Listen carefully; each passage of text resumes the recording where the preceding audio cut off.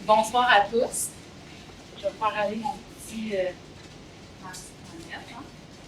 Donc, j'imagine que vous êtes tous ici pour des raisons similaires, aussi par rapport à l'anxiété de performance, mais des fois, on va voir que ça peut se manifester de différentes façons.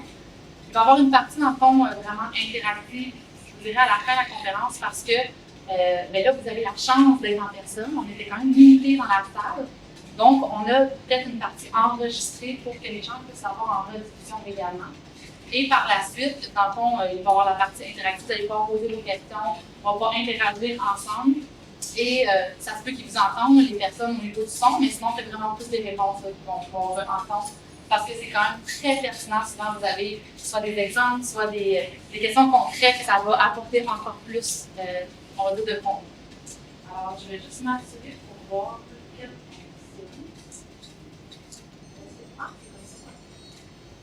on l'attend en même temps.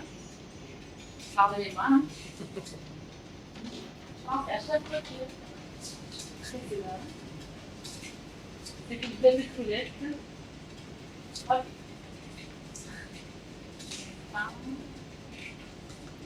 Alors, moi, premièrement, je m'appelle Angélique Lantier. Je suis conférencière pour Santé mentale Québec Rive-Sud.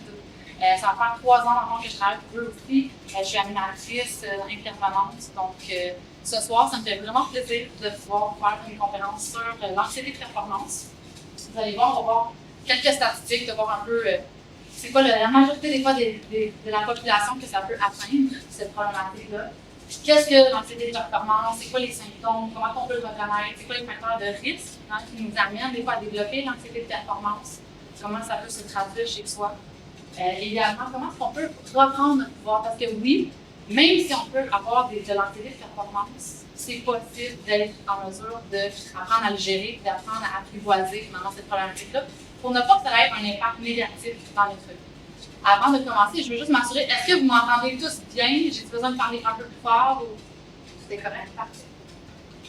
Alors, quelques statistiques, donc 25 à 40% des étudiants, ils vont avoir de l'anxiété de performance. Donc, des fois, les élèves de première secondaire, 65%. Là, c'est sûr, c'est par rapport aux étudiants. Il n'y a pas nécessairement énormément d'études faites encore par rapport à l'anxiété de performance, mais ça touche quand même une bonne partie de la population, surtout aussi au niveau des troubles anxieux. Donc, on pourrait dire que même ceux qui ne sont pas diagnostiqués, on peut quand même ressentir finalement les effets de l'anxiété. Et on va voir que dans le fond, l'anxiété de performance, c'est vraiment une partie dans le fond de l'anxiété. Donc, est-ce que vous savez, par main levée, ici, c'est qui? Il y en a-t-il qui savent c'est quoi l'anxiété? Oui, bien sûr, ok, parfait. Dans le fond, l'anxiété, c'est tout simplement l'émotion de la peur par rapport à une anticipation qu'on va faire par rapport à une situation. Donc, si par exemple, il y a quelque chose qui s'en vient, j'imagine un examen, ou j'imagine un nouvel emploi, ou j'imagine un déménagement, bon, bien, des fois, on peut avoir des peurs par rapport à ça. Et c'est normal, c'est une situation qui peut être stressante. Donc, souvent, nous, on va tout le temps ressentir le stress quand il va y avoir des ingrédients dans notre vie qui vont, je vais le dire, c'est des facteurs de stress, dans le fond, c'est des ingrédients clés que notre cerveau, il va dire une petite alarme, il va dire « Oh, il y a un petit danger, là. Il y a quelque chose à surveiller, puis ça nous fait peur. » Donc, ça nous met en séquence de stress. Ces choses-là, c'est, on appelle ça le ciné. Okay? C'est pour se souvenir, avec un acronyme. Donc, c'est pour quelque chose qu'on n'a pas le contrôle dessus. Je ne sais pas si ça vous est déjà arrivé des fois de vous sentir impuissant par rapport à quelque chose. Bon, mais quand on se sent impuissant, c'est un facteur de stress. Okay? Si des fois, il y a des choses qui sont imprévisibles. Bon, mais quand c'est imprévisible, qu'on ne sait pas à quoi s'attendre, que c'est l'inconnu, ça aussi, c'est stressant. Quand que c'est quelque chose qui est nouveau, on n'a jamais, dans le fond, eu à vivre ça avant, donc on n'a aucune idée de comment on va s'adapter par rapport à la situation. Et c'est normal que ça soit stressant. Et si c'est quelque chose qui va menacer notre ego, menacer nos compétences ou notre façon de faire, mais ça aussi, ça va être quelque chose qui va être stressant. Donc souvent, quand on va vivre une anxiété, c'est parce qu'on va voir un élément qui pourrait être stressant, mais on va l'anticiper. On va imaginer ça, le stress, puis ça va nous créer des peurs, ça va nous créer à l'intérieur de soi, on va le voir en fond les différents symptômes, là, mais ça va créer vraiment toute une réaction physiologique aussi à l'intérieur de soi qui va provoquer cette anxiété-là. Et finalement, mais l'anxiété de performance, c'est la peur qui est liée par rapport à la performance. Donc la peur d'échouer. Donc la peur de de ne pas réussir, de ne pas être à la hauteur.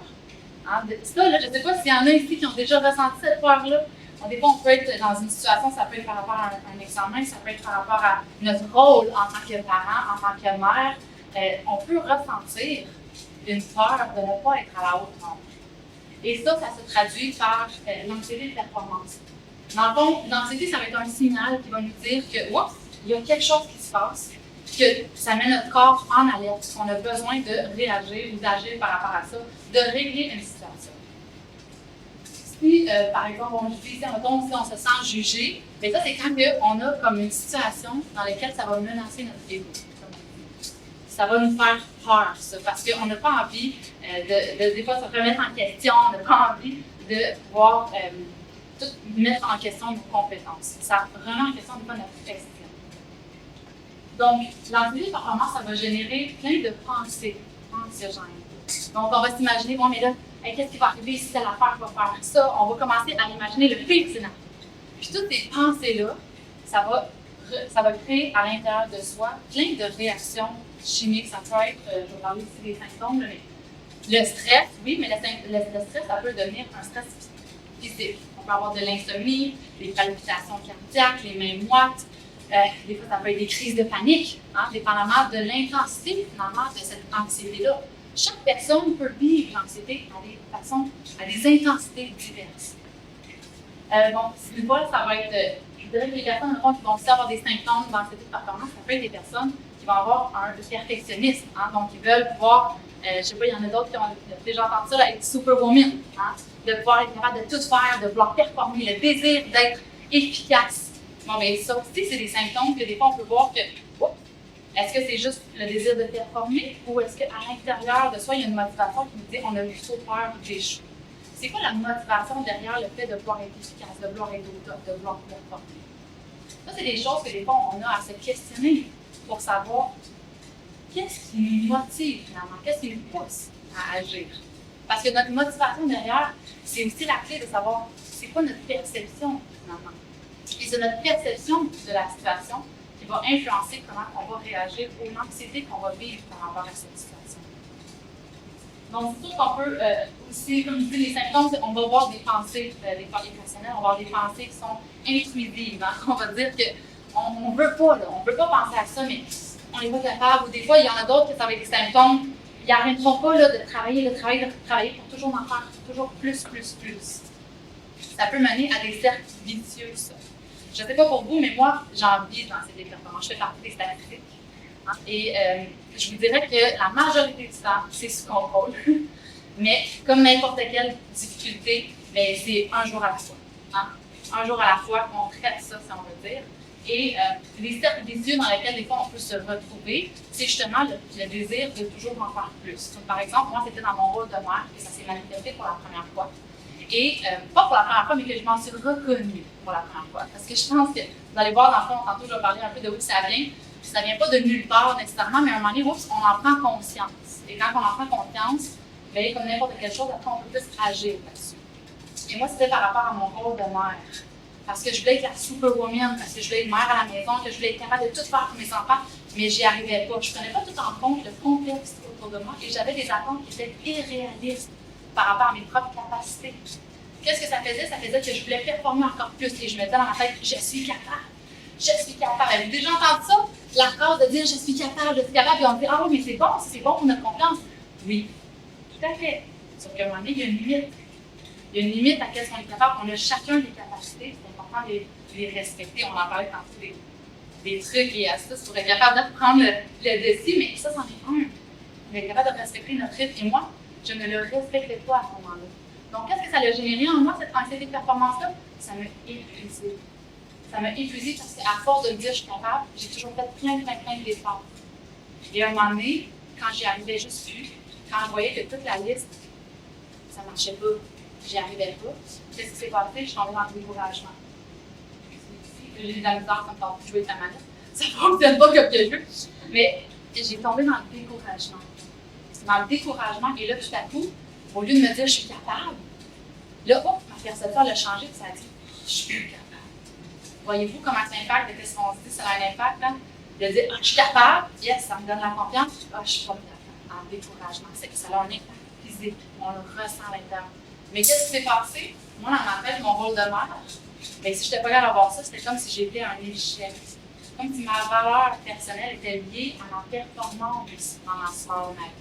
Et ça m'a mis dans une dépression. Donc, c'est là que ça peut mener aussi dans ces dépressions. Autant que ça peut mener par des crises de panique, l'épuisement, la dépression, c'est des émotions à apprendre à gérer. On va en parler un peu plus tard. Donc, les facteurs de risque. Okay? La plupart des personnes peuvent avoir différents facteurs de risque. Ça peut être dans le fond, un trait aussi qui est génétique ou héréditaire à l'intérieur de soi, un trait de personnalité. Dans le fond, qu'on peut développer, qu'on a à l'intérieur de soi, et qui peut se développer selon si on est dans une situation déclenchée, qui déclenche l'anxiété de performance. Ça peut être en latence, comme on va dire. C'est-à-dire que ça se peut qu'on ait ce trait-là, ça ne se développe jamais si on n'est pas mis en situation de grosse pression ou quoi que ce soit, ou qu'on a développé aussi des outils pour être capable de le gérer. Mais sinon, ça vient également là, à l'intérieur de nos gens. Ça va aussi avoir un facteur, pas juste génétique, héréditaire, mais aussi environnement. Donc, l'interaction, des fois, juste avec nos parents, quand on était jeune. Hein, est-ce que c'était priorisé au niveau de la réussite, de la performance? Est-ce que les interactions qu'on avait avec nos parents, est-ce qu'on se sentait à la hauteur par rapport à leurs attentes qu'il y avait envers nous, par rapport à les comportements qu'ils voulaient qu'on puisse avoir? Est-ce que c'était des attentes qui étaient irréalistes ou c'était réaliste par rapport à nos capacités quand on était jeune? Souvent, on peut avoir des critiques, des jugements de l'extérieur, mais oups, à un moment donné, on peut aussi en avoir de l'intérieur. Hein, à un moment donné, oups, nous, on commence à avoir des exigences élevées envers nous-mêmes. Mais ça aussi, c'est un facteur de risque. Quand on voit qu'on est dur envers soi, qu'on est exigeant envers soi. Hein, je ne sais pas s'il y en a ici qui se reconnaissent un peu, là, mais des fois, là, on vise très haut. C'est correct d'avoir de l'ambition, mais c'est important de regarder selon vraiment nos capacités. Okay? Parce que ça va faire toute une différence sur notre perception par rapport à si on réussit ou pas d'atteindre ces objectifs-là. C'est sûr que si justement on est dans un contexte qui va mener à ça, donc par rapport aux études. Bon, bien souvent, quand on est jeune, on en vit dans les examens. Moi, je vois ma petite qui a justement 6 ans, mais elle en a fait de l'anxiété de performance. À un moment donné, c'était une grosse crise de larmes, c'est son devoir, il n'était pas exactement fait comme le professeur avait demandé qu'il soit. Et pour elle, c'était inconcevable qu'elle puisse retourner en classe avec un devoir pas parfait. Bon, bien ça, oups! Moi, en tant que parent, c'était un signal d'alarme hein, qui nous faisait dire, oups!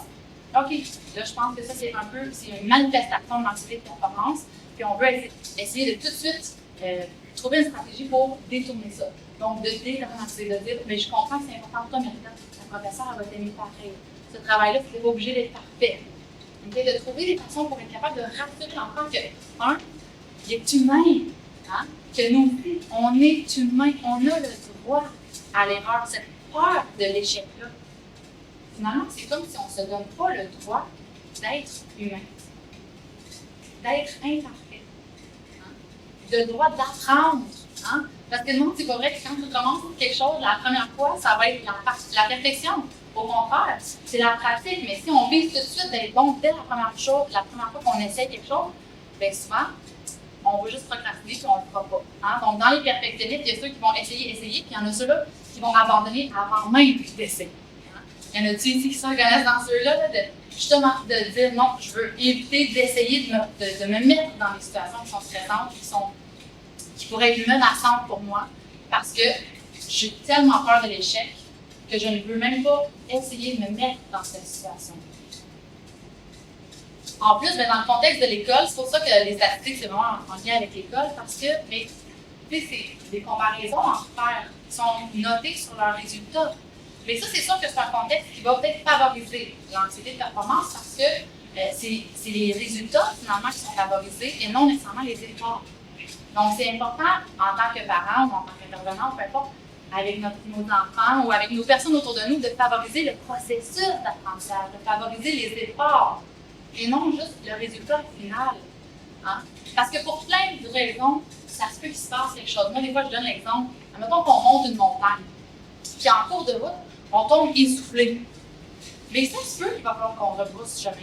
Mais est-ce qu'on va être déçu de nous parce qu'on n'a pas réussi à monter la montagne ou on va être quand même fiers du chemin qu'on a parcouru? tout est une question de perception par rapport à comment est-ce qu'on évalue nos objectifs, puis comment on se sent quand on les atteint pas au complet.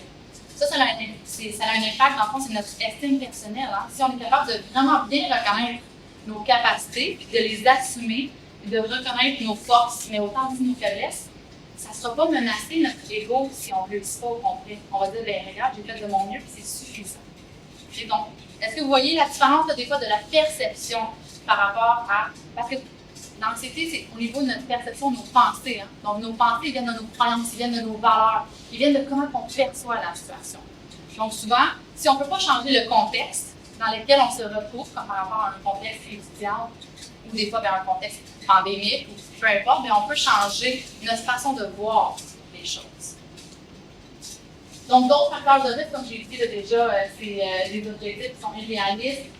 Souvent aussi, le fait d'attribuer les échecs à des facteurs internes. Donc, si je ne réussis pas, c'est ma faute. Hein? Des fois, on va dire ça. Ah, c'est ma faute, je n'ai pas fait assez, je n'ai pas réussi. Au lieu de prendre le contexte, hein? De tout mettre le blanc sur soi. Mais par contre, quand on réussit, ah non, mais là, c'est grâce à telle chose, on ne prend pas le mérite. Oh, attention, ça, c'est des facteurs de risque, n'est-ce pas? Parce que c'est comme si on n'arrive pas à être capable de dire good job, hein? De s'auto-valoriser. Oui, parce que l'estime de soi, on va le voir, c'est un facteur de protection. D'être capable de dire, hey, j'ai bien fait des efforts. Parce que des fois, ces mots d'encouragement-là, ils ne viennent pas de l'extérieur. C'est à nous d'être capable de se le dire sur soi-même. Puis envers nos enfants, mais d'être capable d'être la voix pour eux, de leur dire bravo pour tes efforts, tu as fait de ton mieux, c'est important ça. Pour qu'eux, ils puissent un jour être capables d'avoir cette voix-là dans leur tête. Au lieu d'avoir la voix qui dit on n'a pas fait assez, tu aurais dû m'en faire plus. J'aimerais ça vous dire que cette voix-là disparaît avec le temps. Je ne sais pas pour toutes les autres, mais personnellement, c'est pas qu'elle disparaît, elle reste là. Mais j'ai appris à prendre beaucoup plus de recul et à moins l'écouter. Et il y a eu d'autres voix dans ma tête qui me disent non, tu es capable, non, tu vas y arriver. Okay? D'être capable de prendre du recul par rapport à cette perception-là et non de dire c'est juste ça. C'est plus tout blanc ou tout noir. Il y a différentes possibilités puis on peut choisir finalement c'est quoi les croyances qu'on a envie d'entretenir. Donc, comment reprendre le pouvoir? Okay? Vous êtes ici aussi pour savoir un peu c'est quoi les stratégies hein, pour justement en vaincre l'anxiété de performance. Donc, c'est sûr que si on a des patterns, que je vais dire, OK? Des choses qui nous font en sorte que, oups, par exemple, on est en train de procrastiner et on est toujours à la dernière minute. Et là, oups, on a de la misère, on stresse parce que là, il faut remettre un examen. Puis ça augmente le stress, bien sûr. Ça augmente notre désir de performance, mais là, oups, si on attend la dernière minute, on est plus stressé, on remet un travail qui est moins bien fait, puis après, on se pénalise, on tombe dans un cercle vicieux. Bon, ben, c'est sûr que ça va demander une nouvelle façon de faire. Et pour ça, il faut reconnaître, c'est quoi mes patterns? Qu'est-ce que je fais? Qu'est-ce qui se passe? Il faut s'observer. Et ça, l'introspection et l'observation de soi. Je vous dirais que c'est la clé de début de beaucoup de choses. Pour le changement. Si on a envie de changer quelque chose, il faut prendre conscience de qu'est-ce qu'on fait qui ne fonctionne pas pour lui. Donc moi, je vais vous donner un exemple personnel. Moi, mes PowerPoints, ça a l'air vraiment bizarre. Mais moi, quand je fais des PowerPoints, ça déclenche mon anxiété de performance. Littéralement. OK? À chaque fois, c'est pas que je veux que ce soit parfait. Je pars dans tous les sens, tous les côtés. J'ai tellement de matière que j'ai envie de partager que je ne sais pas lesquelles que je vais dire. Je n'ai pas envie de suivre un PowerPoint. J'ai juste envie d'interagir avec les personnes. Je suis déchirée à l'intérieur. Je ne sais pas comment bien faire ça comme que je voudrais. Puis je voudrais que ce soit parfait. Et donc, ça me prend un temps fou pour faire un PowerPoint. Et maintenant, ce que je fais, c'est que je délègue. Le PowerPoint, c'est quelqu'un d'autre qui le fait. Cette personne-là, elle n'a pas le même stress que moi. Elle n'a pas le même contexte à l'intérieur, la même proximité avec la situation, les mêmes émotifs, la même émotivité par rapport à la situation. Donc, elle fait le PowerPoint, elle met tel point, puis je fais c'est parfait, merci. Hein? Puis ici, comme aujourd'hui, à la dernière minute, j'ai envie de faire des changements, mais à un moment donné, je mets un stop. OK, là, c'est assez. Et là, on se parle. Ah, c'est assez. Je ne laisserai pas l'anxiété de performance gâcher mon moment. Quand on en prend conscience de ça, on est capable de trouver des stratégies adéquates pour notre situation précise. Parce qu'il n'y a pas juste une solution comme magique pour tout le monde. On va en avoir plusieurs, quand même des stratégies. Puis tantôt, dans notre partie interactive, vous allez pouvoir aussi nommer vos situations précises. On va pouvoir réfléchir à les différentes stratégies. Mais il n'y a pas une recette miracle. Okay? Parce que comme je l'ai dit, c'est des contextes différents. Mais au final, c'est des pensées qu'on ressent, qu'on entend ou qu'on a finalement. C'est des émotions qui sont générées par rapport à cette perception-là. Et c'est des symptômes physiques qu'on ressent dans l'anxiété de performance, l'insomnie, etc., qui vont affecter finalement notre quotidien.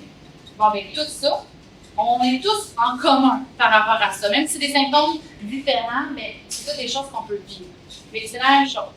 C'est applicable pour tout le monde d'être capable de trouver des nouvelles façons de faire. Mais lesquelles, ça c'est spécifique pour chaque personne.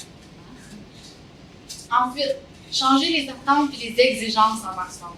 Bon, mais si on se rend compte que nous, notre anxiété de performance est déclenchée par le fait qu'on a des attentes irréalistes par rapport à soi. Qu'on vise des choses que, oups, ça ne respecte peut-être pas nos capacités.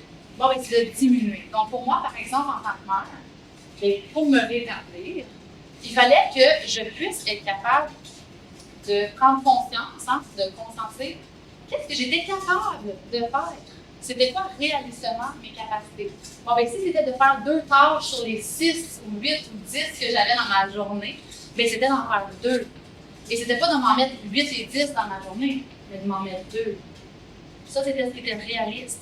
Et d'être fière d'être 2 au lieu d'être déçue qu'il m'en manque 6. Est-ce que vous voyez la différence? C'est comme un peu regarder le verre d'eau, on était vide, on était plein. Bon, OK? Donc, de diminuer les attentes. Pourquoi? Parce que quand on diminue nos attentes, qu'est-ce qui se passe? On a beaucoup plus de chances de réussir. Yay! Puis ça, c'est bon pour notre estime. Parce que quand on réussit, ça va engager une motivation de vouloir reproduire ça. Puis là, ça va augmenter notre confiance en nous. On va être mieux en mesure d'agir par la suite. Au lieu d'être découragé, puis ça baisse notre estime, puis qu'on s'auto-dévalorise, puis ça baisse notre énergie. Hein? Parce que quand on vit de l'anxiété, eh bien, ça gruge de l'énergie, tout ça. Là. Donc, on est moins performant aussi, on est moins efficace là, dans la vie de tous les jours. Donc, si on est capable de se donner des plus petits objectifs, on a plus de chances de l'atteindre. Et ça va favoriser, dans le fond, un cercle qu'on appelle, moi j'appelle ça un cercle vertueux, OK? Pour être capable, justement, d'engranger, engranger, ça dit ça, j'ai pas le bon mot, mais de déclencher, je vais dire ça comme ça, un processus qui va vraiment nous permettre de développer notre estime, notre confiance et de se donner graduellement plus d'objectifs en fonction de nos capacités qui augmentent. Suivre son propre rythme. Okay? Je sais que des fois, dans certains contextes, ça peut être plus difficile, ça, d'assumer. C'est ça dans un contexte de travail, qui nous met beaucoup de pression pour des deadlines, des moments clés, qu'il faut qu'on remette certains travaux, qu'on remette certaines choses. C'est difficile des fois de suivre son propre rythme, parce qu'on a peur de déplaire. On a peur des fois de les répercussions que ça pourrait avoir. Donc, notre milieu de travail, est-ce que c'est un facteur de risque? Est-ce que c'est un facteur de protection? Est-ce que, tu sais, de regarder aussi dans notre environnement autour de nous, les personnes qui sont autour de nous, est-ce qu'ils nous aident avec notre anxiété de performance à la diminuer ou au contraire, ils la déclenchent? Okay? Ça aussi, c'est des observations à faire, des questionnements qui vont nous pousser un peu plus à réfléchir, à savoir c'est où ça me déclenche le plus, moi. Que ça pour nous ou pour les autres, ces réflexions-là sont valables. De respecter ses limites personnelles, d'être capable de dire non, d'être capable de dire moi, j'en ai assez, c'est suffisant ça pour moi, je ne veux pas en avoir plus. Mais ça aussi, c'est important. Je me souviens, j'avais vu une publication sur Facebook, c'était une de mes amies qui était dans un de ses cours à l'université. Et elle disait, il me reste juste une fin de session, environ 6 semaines. Mais là, c'est le rush. Puis là, elle disait, écoute, mon corps, il y a 30 ans, mais je me sens comme si j'ai 92. Je dors plus, etc. Mais surprenamment, et j'étais très surprise, les commentaires que j'ai vus en dessous de ça, c'était, go, t'es capable, lâche pas, il t'en reste pas long, etc. Quand on n'arrive plus, là, puis qu'on serre très fort, puis qu'on essaye, là, moi, souvent, je dis, c'est pas lâche pas, c'est lâche prise. Lâche prise. Qu'est-ce que tu peux, puis le reste? Il faut être capable de respecter nos limites personnelles. Parce que sinon, qu'est-ce qui se passe? Ça peut terminer en justement, dépression burn-out. OK? Donc, toute l'anxiété de performance, ça peut aussi prendre conscience des peurs et des croyances. Donc, tantôt, on a parlé un peu de la peur de déplaire, la peur de l'échec, la peur de réussir aussi peut en faire partie. Mais toutes ces croyances-là, ces perceptions-là, sont à l'intérieur de chacun de soi. Moi, je ne peux pas savoir c'est lesquelles les vôtres exactement qui sont déclenchées. Mais quand on sait en général lesquelles le sont, la peur de l'échec, la peur de ne pas être à la hauteur, est-ce que je le fais pour plaire, c'est quoi les raisons qui me poussent finalement à vouloir être, comme on peut dire, sa coche, d'être super performant ou d'être justement dans la performance, qu'est-ce qui me pousse à ça? Qu'est-ce qui me motive à ça? Bon, bien souvent, ça peut nous donner des indices par rapport à quoi? C'est quoi la base entre ça?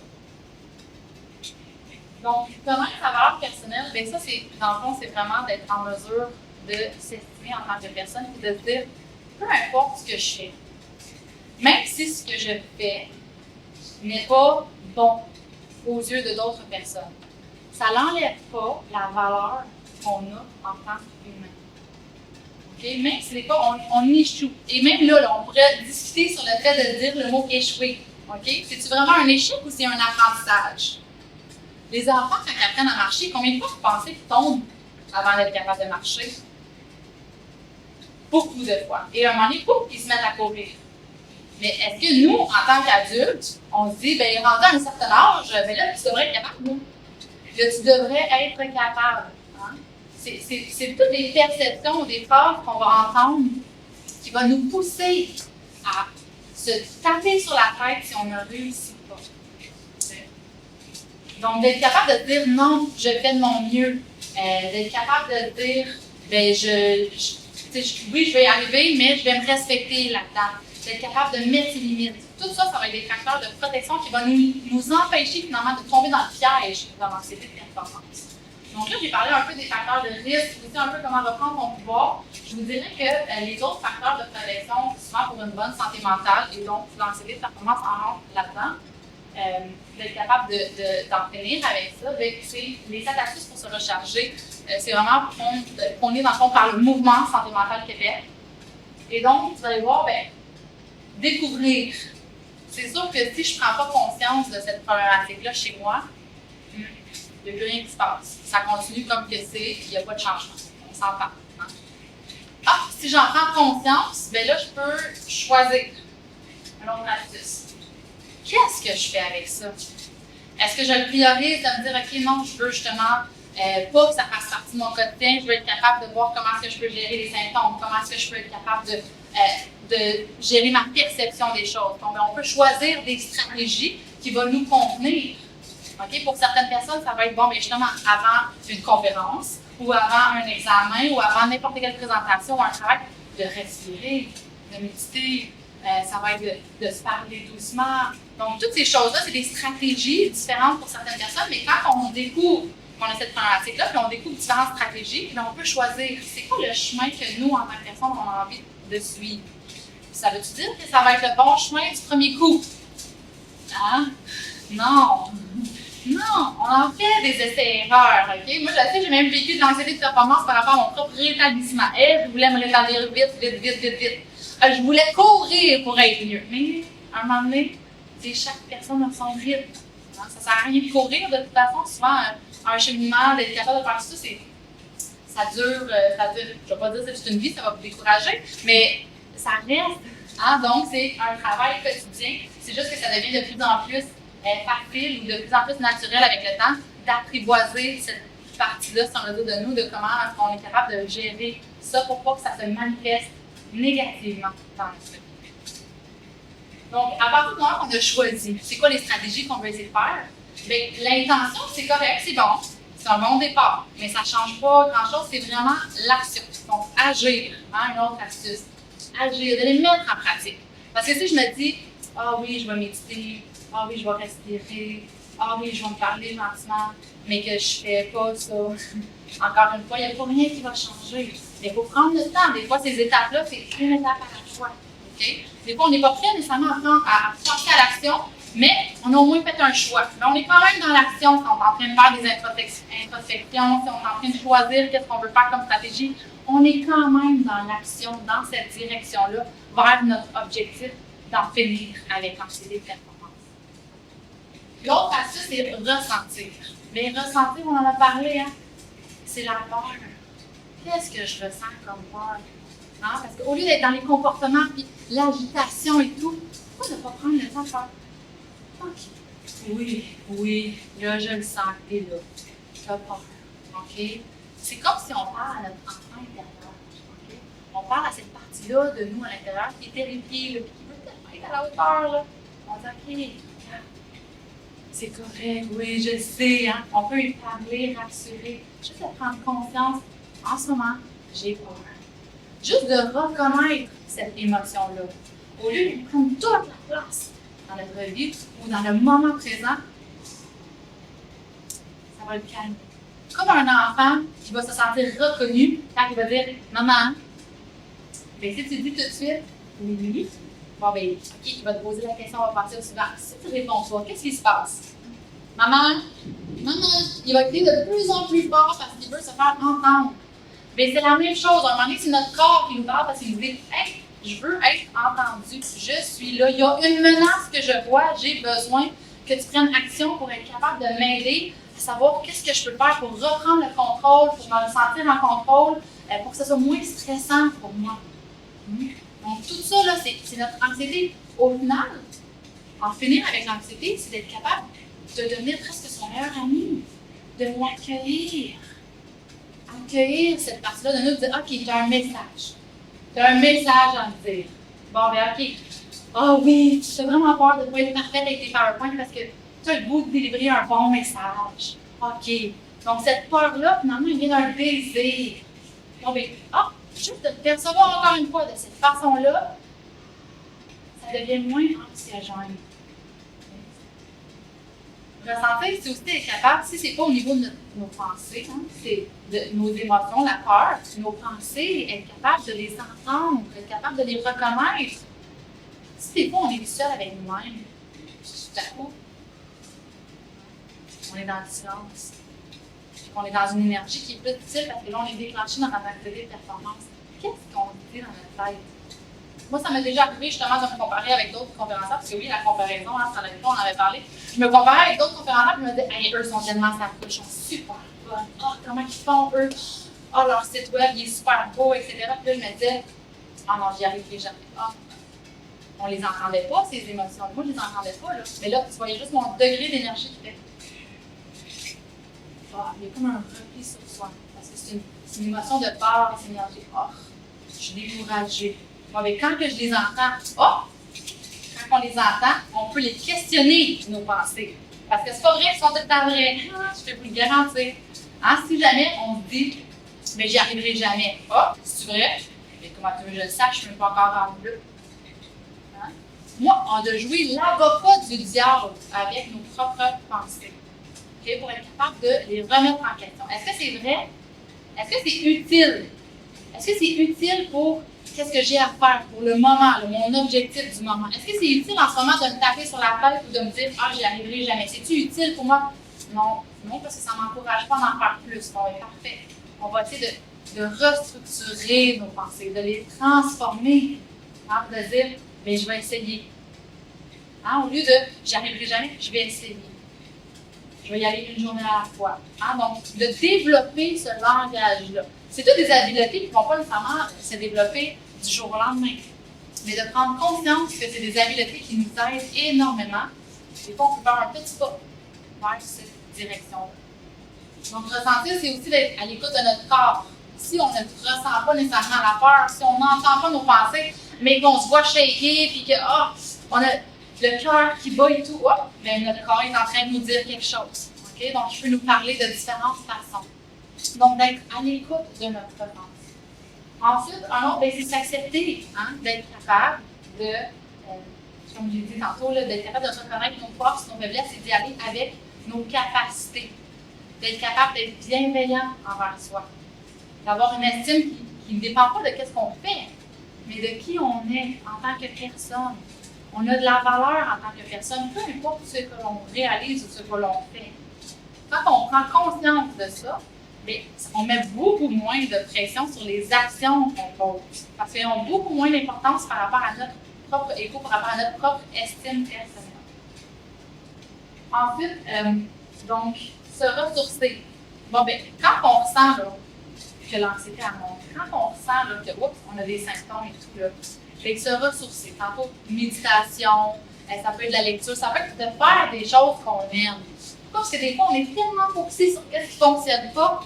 Hein? Bon, bien, des fois, de décrocher de tout ça, ça nous fait énormément de bien pour être en mesure de revenir par la suite avec un peu plus de recul et de voir qu'est-ce qui s'est passé tantôt. Qu'est-ce qui s'est passé quand j'étais toute stressée, etc. Là, d'être capable de prendre du recul, de faire les choses qu'on aime, ça va vraiment être capable d'apporter des émotions qui sont positives pour nous.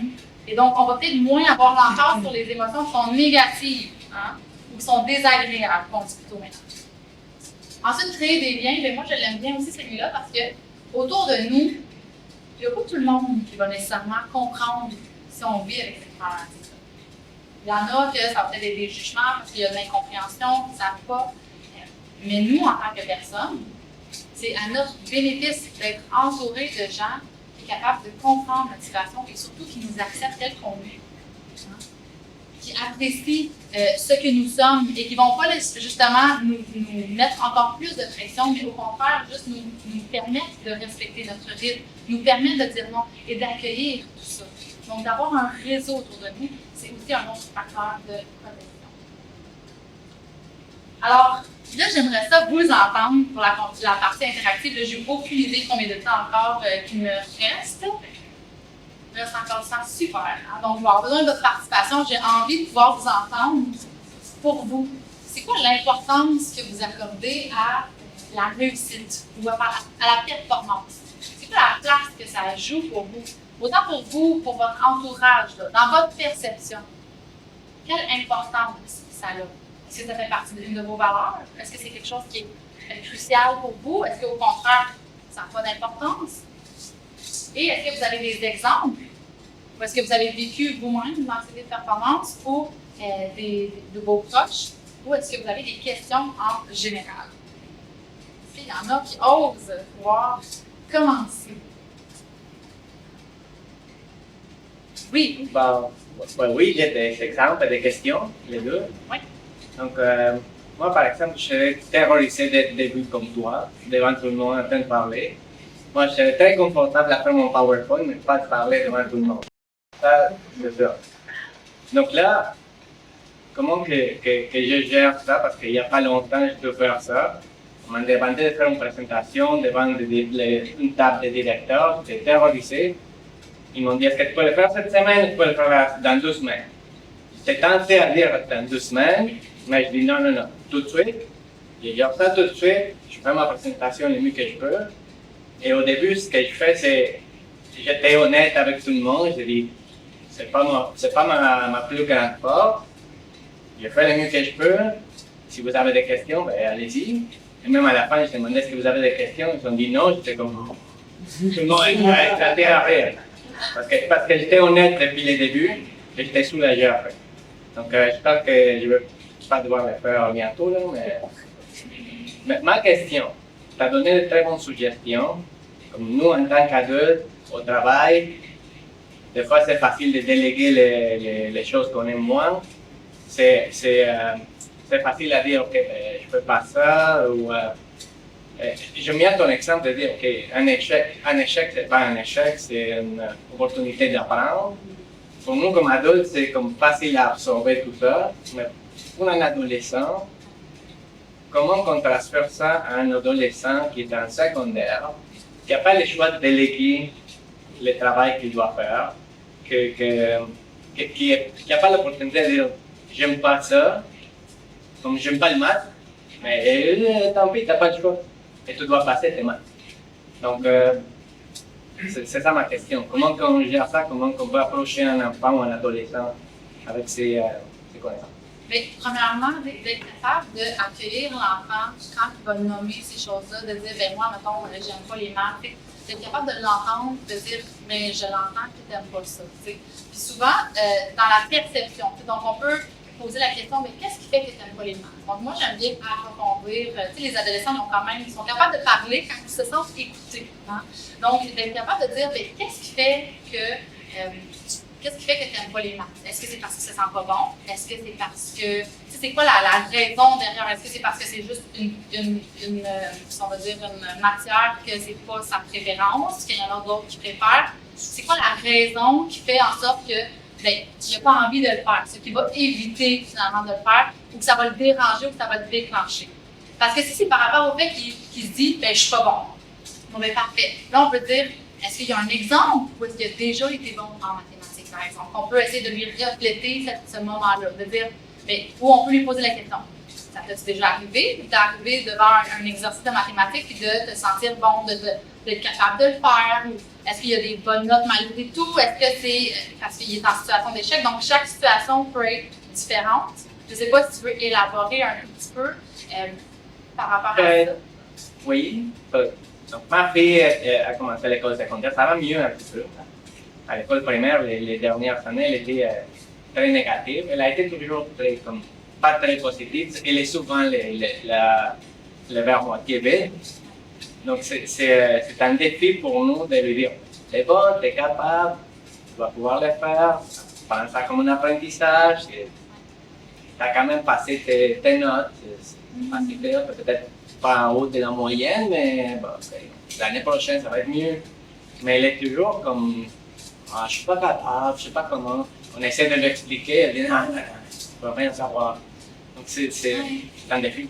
Tout à fait. Tu sais, je sais pas si vous, ça vous est déjà arrivé, mais mettons que, je sais pas, là, on se dit, non, ça, je suis pas bon à faire ça. Puis il y a quelqu'un qui dit, oui, t'es bon. Mais ton subconscient, là, va être comme, non, je le suis pas. Il va bloquer la commande. Donc, même si nous, on dit, oui, je suis sûre que t'es capable, tu vas réussir. Son cerveau, elle fait, non, c'est sûr, je suis pas capable. Donc, ça va même pas rentrer ces pensées-là. OK? Donc, c'est d'être capable de, je vais dire, d'aller rejoindre la personne où est-ce qu'elle est. Au niveau de qu'est-ce qu'elle croit par rapport à elle. Puis de lui faire prendre conscience de qu'est-ce qu'elle croit. Fait que tu pourrais dire, donc qu'est-ce que tu es en train de me dire en ce moment, c'est que tu te sens nul dans cette matière-là. Okay. Qu'est-ce qui fait que tu te sens nul dans cette matière-là? Y a-tu une... Parce que des fois, on a l'impression qu'on est nul dans tout. Alors qu'au final, c'est, on a une difficulté précise dans une chose, puis que, on exagère, puis on dit, on généralise. Moi, je suis pas bon en maths, mais dans le fond, c'est l'algèbre qui me pose problème. Bon, parfait. Est-ce que tu aimerais qu'on ait besoin d'un tuteur pour voir? Tu aimerais avoir un soutien par rapport à ça? Qu'est-ce que toi, tu voudrais faire? Parce que là, tu as l'école. Donc, dans le fond, c'est de donner la responsabilité aussi à l'enfant de dire, mais regarde, qu'est-ce que toi, tu veux? Est-ce que tu as envie d'être en situation d'échec par rapport aux mathématiques? De savoir c'est quoi les conséquences que ça peut avoir par la suite sur ton programme scolaire, ta progression? Est-ce que tu veux avoir un soutien avec un tuteur? Donc, c'est avant de suggérer des choses, c'est d'aller voir la personne, établir le lien de confiance pour qu'elle s'ouvre. Hein, avec notre enfant aussi, c'est d'établir le lien de confiance pour que l'enfant puisse se sentir à l'aise de s'ouvrir, de nommer les choses. Parce que si on dit non, t'es capable, on est en train d'être dans la négation de qu'est-ce que la personne est en train de dire. On est en train de dire non, mais c'est pas vrai, là, c'est en train de mentir. Tu comprends? Donc, l'enfant, il va encore plus se refermer, puis ça ne lui donnera pas le goût de s'ouvrir encore plus. Donc, d'être capable de l'accueillir puis de réfléchir qu'est-ce que l'autre personne est en train de dire. Puis là, tu dis d'autres personnes, parce que oui, ça peut être pour les ados, ça peut être pour les enfants, ça peut être. C'est sûr que pour les plus jeunes, c'est encore plus difficile, parce que bon, des fois, le langage, c'est aussi une barrière, là. Mais d'être capable d'accueillir l'enfant dans ce qu'il va nommer. Donc, ce que j'entends, c'est que c'est difficile pour toi. Puis ça se peut que ça soit difficile. Qu'est-ce que tu trouves difficile? Y a-t-il des choses? Qu'est-ce que tu penses que tu pourrais faire par rapport à ça? Donc, autant que je vous ai nommé aujourd'hui des observations, de dire, c'est quoi qu'on peut faire comme observation, mais c'est de répéter la même chose aussi pour les enfants, de dire, écoute, qu'est-ce que tu observes? Qu'est-ce que tu sens qui est difficile pour toi?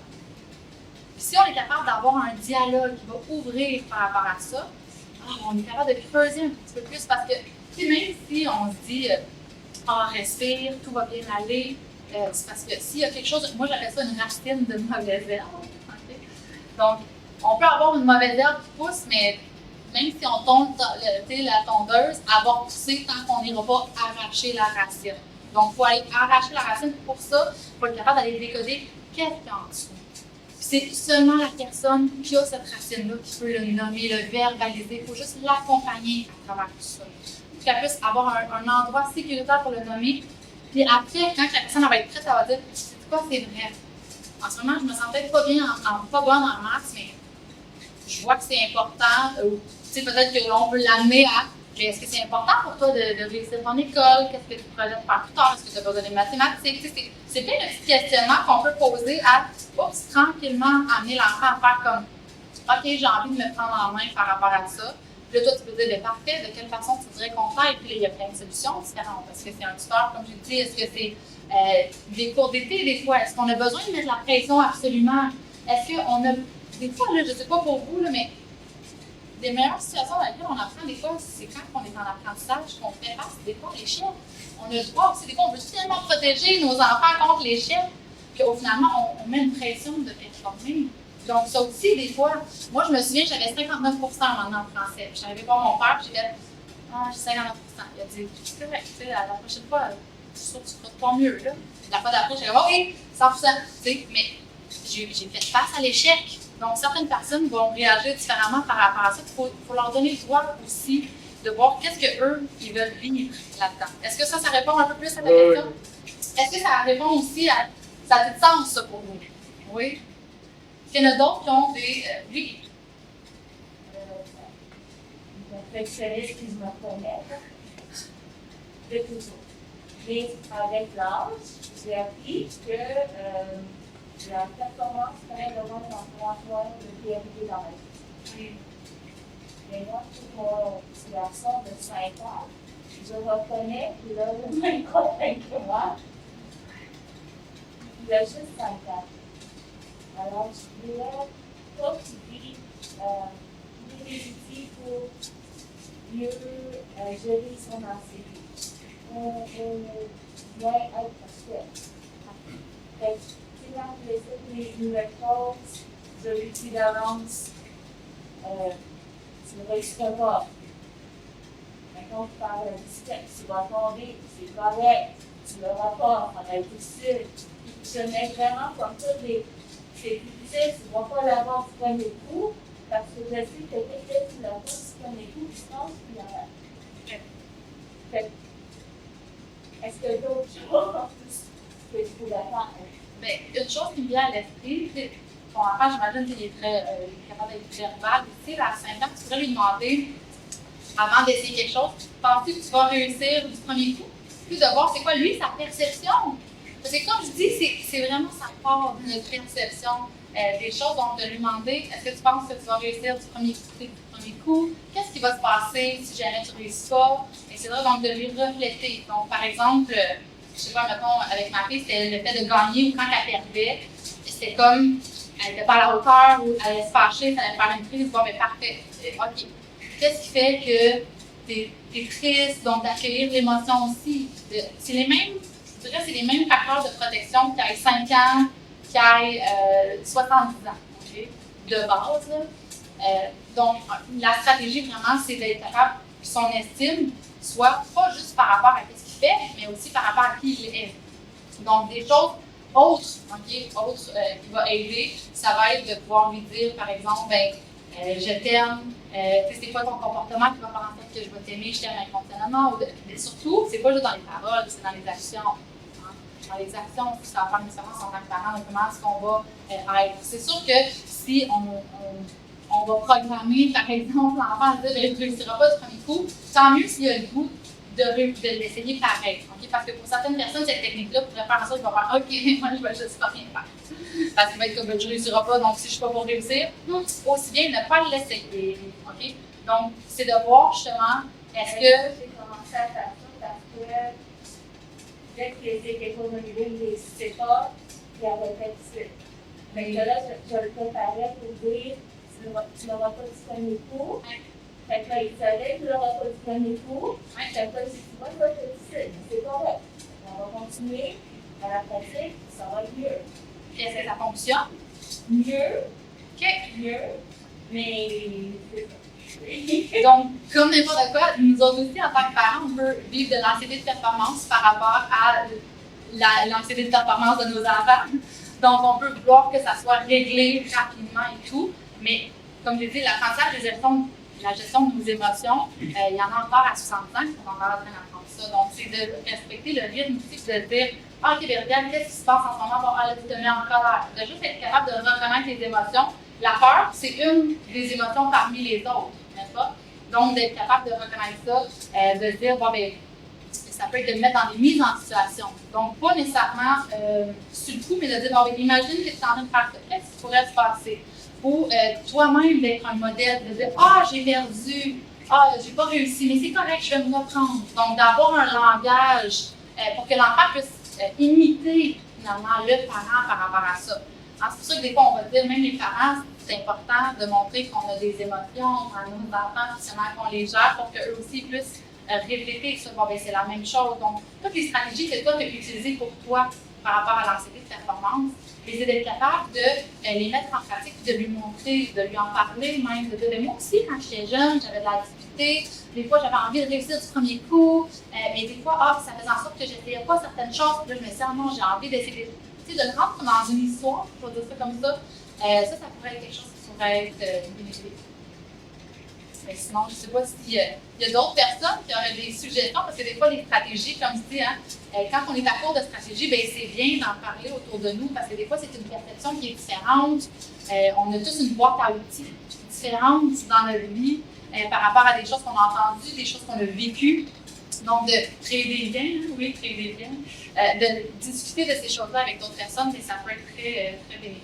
Donc, est-ce qu'il y en a d'autres qui auraient d'autres stratégies par rapport à ça, ou qui ont aussi des enfants en bas âge qui vivent l'anxiété de performance? Je vois les yeux qui bougent ici, mais l'autre chose que je faisais avec c'est pas pour le résultat. Mais le fait de se dire, ah, ça vient qui me posait toujours, pourquoi c'est bien? Parce que ça fait un effort, ça fait du quotidien. J'essaie de remettre l'enfant sur, parce que c'est ta note, pas le résultat, mais son processus. Oui, exact, le processus d'effort. Hein? Tous les efforts. C'est pas un risque par rapport à ce que tu dis, mettons. Tu sais, tu fais ça, puis moi j'aime, c'est louable la façon que vous l'apportez, hein, mais il y a des fois un risque, mettons, que si tu dis à ton enfant, c'est normal que tu échoues les premières fois, que ça diminue sa drive.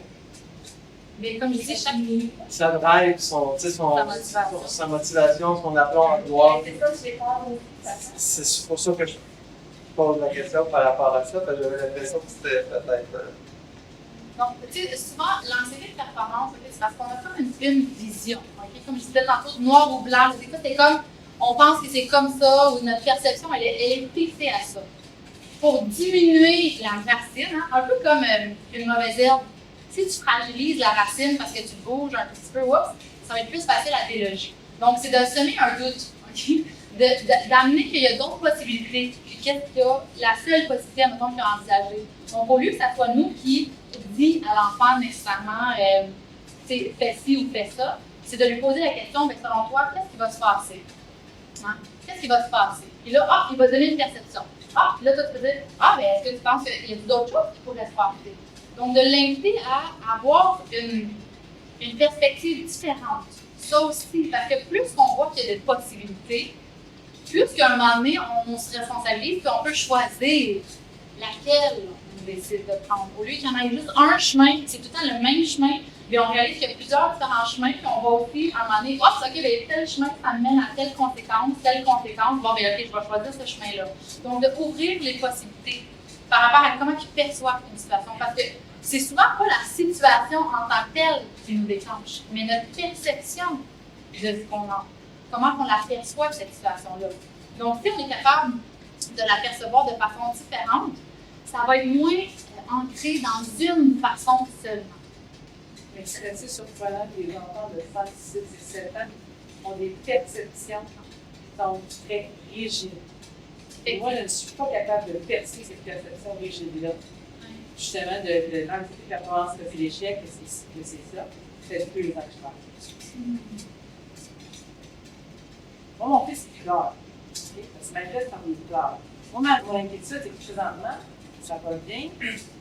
Mais dans 1 an, dans 2 ans, dans 3 ans, là, les enfants ne sont pas nécessairement tous gentils en classe. On ne comprend pas tous. qu'est-ce qui va se faire? Donc, moi, ma crainte, c'est ça. C'est que si ça continue, si je suis pas capable d'arrêter les pleurs en classe, qu'est-ce qui va arriver dans 1 an? Qu'est-ce qui va arriver dans 6 mois? J'ai vieilli, là. Puis là, est-ce qu'il va y avoir bullying? Est-ce qu'il va y avoir tout le fait que c'est très, très dur. Très dur à percer, à comprendre. On l'accompagne, on est ouvert comme vous dites. Malheureusement, je suis un peu déçue, mais je n'ai pas tout ce que vous avez dit, je le sais déjà. Je rajoute des petites notes, c'est toujours bon, toujours des façons de faire, mais moi, voyez-vous, comme la dame qui dit, moi, c'est ça, la première fois, il fallait que ça soit parfait la première fois. Moi, effacer, là, parce que ça n'a pas bien écrit, je l'ai vécu. Il faisait un examen au complet parce qu'il pensait qu'il n'y avait pas la bonne réponse, parce que quelqu'un m'a dit quelque chose, puis là, ça l'a dérangé. Il a dit, oh non, c'était pas même qu'il fallait le faire. On est rendu à tous effacer l'examen. Il apprend la récréation, tout ça. Parce que pourtant, il va de là. Il comprend. Vouloir toujours gagner. On veut des jeux de société à la maison, toujours gagner. Ça c'est mon épée. Mais moi, j'ai donné cet été l'exemple, on écoutait les Olympiques. J'ai donné l'exemple de la sprinteuse, je pense qu'elle vient d'un pays d'Afrique, qui avait un nom péchard, mais elle a trébuché, elle était dernière, elle a fini première dans sa course. Elle a trébuché, là. On la voit, elle est voir sur YouTube, c'est magnifique, elle trébuche, il y en a 2 qui trébuchent, elle se relève et elle continue. J'essaie de mettre mon fils aussi dans des circonstances où je sais qu'il ne sera pas le meilleur. Cet été, je l'ai envoyé au tennis. Je savais que le tennis, il y avait des petits jeunes qui avaient déjà joué, qui connaissaient le coach, puis que j'ai beau le suivre, c'est comme. Il perdait vite à 12. Mais c'était pas fini le match, puis il a abandonné le match. Là, j'étais avec lui gagner. Tu sais, puis même si c'était pas nécessaire de gagner, je dis, laisse-moi la chance d'apprendre. 8 à 12, c'est quand même bon, là, tu sais. La première fois que tu joues, tu sais. C'est que j'ai fait toutes sortes de techniques, parce que je ne sais, je ne sais pas quoi quel Dieu me vouer de ce temps-ci, mais c'est de l'accompagner, on ne lâche pas. Mais c'est très prenant. Je dirais que c'est très prenant. Puis là, l'école a recommencé, je pensais que ça irait mieux. On se rend compte que pas vraiment. Fait que j'ai vu le ciné, je l'ai vu. Puis on n'est pas à la maison, moi je suis une personne qui est intelligente envers soi, mais je ne suis pas comme ça à la maison. Moi et mon conjoint, on n'est pas des overachievers. On est peut-être à la job, là, mais on essaie de ne pas amener ça à la maison. On essaie de on met l'emphase sur l'effort et non pas les résultats. Si tu as fait tous les efforts, maman va être contente. Si tu n'as pas fait les efforts, là, on va s'en reparler. C'est pas grave, c'est A, B, C, D. Mais c'est très. Je ne comprenais pas qu'un enfant de cet âge-là ait des perceptions assez rigides. C'est fou. Ça se peut tout à fait, puis à ce moment-là, ça devient, comme tu dis, beaucoup plus difficile à percer, plus de temps que ça va prendre. Puis en tant que parent, ça peut nous drainer. Okay? C'est un peu ça que tu nommes aussi à un moment donné. On cherche toutes les solutions, on cherche tous les outils, puis on n'en trouve pas. Puis c'est comme, je disais tantôt, des fois, même pour nous en tant que parents, on est comme, on veut justement pour notre enfant, mais des fois, je sais que ça va sembler vraiment bizarre, mais des fois, la solution, c'est de lâcher prise en attendant, c'est d'être capable de, OK, bon, mais on peut trouver plein de solutions, on peut mettre en place certaines choses, mais des fois, c'est de donner aussi le temps à ce que ces outils-là prennent place dans la vie de notre enfant. Ça se peut que ça ne soit pas déclenché du jour au lendemain. Ça se peut que ça prenne un certain temps. T'sais, même pour les efforts, admettons, est-ce que ça vous a déjà arrivé à vous que dans une journée, vous avez moins envie de faire un effort cette journée-là? Ça se peut aussi. C'est d'accueillir l'enfant, même la journée où est-ce qu'il ne fait pas d'effort, c'est de l'accueillir pareil. C'est de dire, c'est correct, OK, aujourd'hui, ça ne tentait pas. Pas nécessairement d'encourager tout le temps ça, mais de comprendre que ça se peut aussi. Comme nous, notre mieux ou nos efforts, ça varie d'une journée à l'autre en fonction de nos capacités. C'est la même chose pour nos enfants. C'est parce que le risque dans tout ça, quand nos enfants ont une problématique, c'est comme si nous, là, notre cœur, là, cœur à cœur, ou que c'est émotif parce que, moi, c'est par rapport à plein d'autres situations, tu sais, que c'est arrivé avec mes enfants, puis vraiment, c'est que ça nous plonge en tant que parents dans la problématique. On dirait qu'on voit que ça dans la problématique. Souvent, ça peut faire en sorte que nous-mêmes, ça nous plonge en situation énorme de stress. ça a un impact, ça aussi, sur nous, sur notre réceptivité, sur notre énergie, sur notre façon de voir les choses et tout. Donc, c'est ça que je dis des fois, c'est de prendre du recul, de lâcher prise. Des fois, la solution, on peut la trouver plus facilement quand on est ressourcé, quand on est plus détendu, quand on est comme, je veux dire, moins. Hein, quand on n'a pas de problème collé dans le visage, qu'on prend justement du recul, des fois, tu es là, puis on peut voir différentes solutions. Alors, si jamais présentement, puis je sais que la réponse que je te donne présentement n'est sûrement pas satisfaisante. C'est juste, je voulais juste vous dire que je suis dans la même situation que vous, parce que j'ai un enfant aussi perfectionniste, mais j'ai vécu ça à bas âge. Donc, lui, il fait un dessin, ça ne va pas sans doute se déchirer. C'est fou, mais je pense que c'est nous qui ont encouragé ça d'une façon ou d'une autre. On ne donne pas le bon exemple. On est déjà, nous, dans une situation de vouloir performer, ne serait-ce que de range ta chambre comme il faut, puis tu viens pour que ça soit rangé. Pour lui, c'est un stress, il va pleurer parce qu'il n'est pas capable de le faire. Donc, quelle est l'importance de la performance? Moi, je l'ai toujours vécu depuis que j'étais petite. Puis après, c'est une femme immigrante qui veut réussir, qui a un poste de responsabilité, qui veut plaire à tout le monde, qui veut avoir. C'est au quotidien. C'est une maman avec 3 enfants à la maison. C'est au quotidien, on vit ça. On n'arrive pas à stopper à un moment donné. Je suis consciente de tout ce qui m'entoure, mais je n'arrive pas à l'arrêter. Et à un moment donné, je vois que c'est un moteur de motivation aussi. Parce que si je l'arrête, pour moi, c'est comment je vais devenir. Parce que c'est quelque chose qui me motive à tous les jours, puis pour moi, performer, puis aller de l'avant. Oui, je trouve ça triste que les enfants sont dans ces états-là, mais nous aussi, on était comme ça, puis on est comme ça. C'est normal que les enfants, ils vont comme être c'est un résultat de ce que nous, on demande envers eux. Et ils vont vivre la même chose que nous. C'est inévitable. La seule chose, c'est que j'avise maintenant sa prof dès le premier jour de la rencontre. Je dis attention, mon fils, c'est ça, c'est ça. Lui aussi, c'est des crises de pleurs tout le temps. Je ne vais pas y arriver tout le temps. Et alors, il peut y arriver. C'est juste que lui, il a peur. Il ne sait même pas. Il ne sait pas. Il ne veut rien savoir. Il pleure déjà. C'est le résultat de nous, comment on est à la maison, de comment on réagit. On ne prend pas conscience, mais eux, ils enregistrent tout ça, et ça se manifeste à un moment donné. D'être capable, comme tu dis, de reconnaître déjà chez soi notre propre anxiété de performance.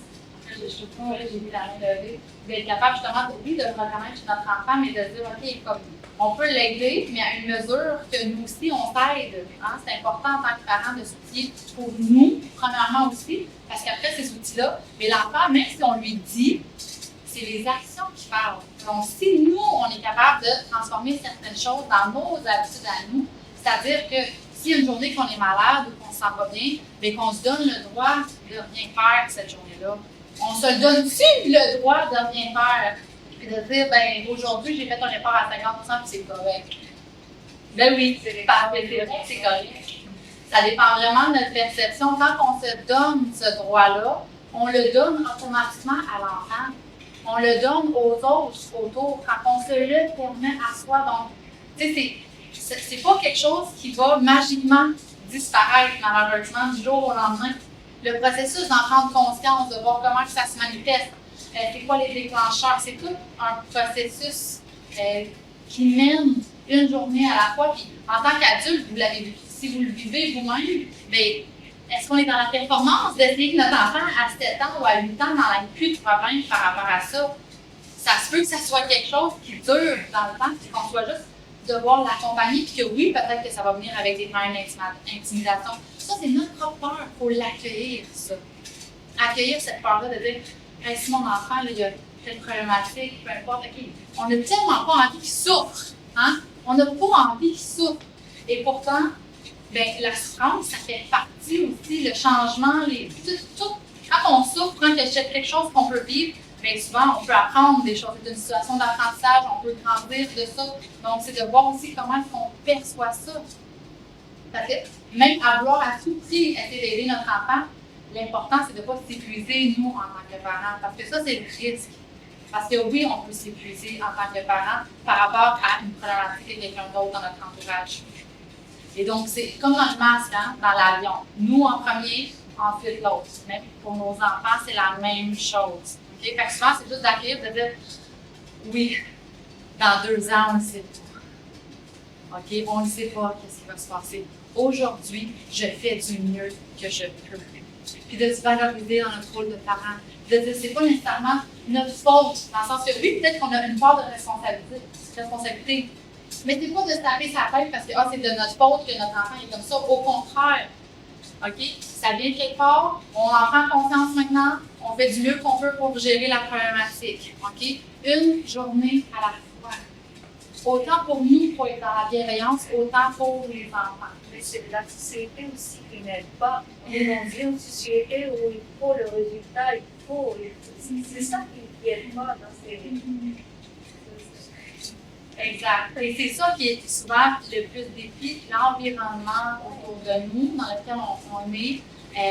Est-ce que, tu vois, comme mettons mon fils, j'avais averti la professeure, vous avez ma fille avait lancé des performances, bien voici, puis là, la professeure, elle a tout de suite dit, oh non, t'inquiète pas, tu sais, c'est vraiment, il n'y en a pas de problème, c'est vraiment, puis là, je dis ça, puis je réalise que c'est genre, ne t'inquiète pas, dans le fond, mon cerveau, il entend sûrement t'inquiète, il entend qu'il y a un problème. Donc, des fois, c'est notre façon aussi de parler, hein, qui va avoir un impact de comment que l'enfant va le percevoir, parce que, là, je dis ça de même, vous ne le savez peut-être pas, mais notre cerveau, il n'entend pas la négation. Donc, si je dis ne t'inquiète pas, lui, il va entendre inquiète pas. Donc, dans le fond, c'est juste de prendre conscience, des fois, de ces petites choses-là, puis de dire, OK, je peux peut-être travailler là-dessus, puis c'est un travail à la fois, parce que des fois, on a envie de travailler, c'est comme une montagne devant nous, on a plein d'objectifs, on a plein de stratégies qu'on veut essayer. Donc, quand même si on les essaye toutes, il faut essayer d'en faire une, de dire, c'est quoi les retombées de cette stratégie-là? Est-ce que ça fonctionne quand je fais telle chose? Oui, OK, bon, ben parfait. Puis là, je me valorise, moi aussi, en tant que parent. Hein? Autant que l'enfant, s'il fait quelque chose de bien, on le valorise pour ses efforts. Si nous, on ne se valorise pas en tant que parent, on n'est pas en train de montrer ça non plus comme exemple à nos enfants. Okay, donc, c'est vraiment. Est-ce que ça a du sens, ça, pour vous? Oui.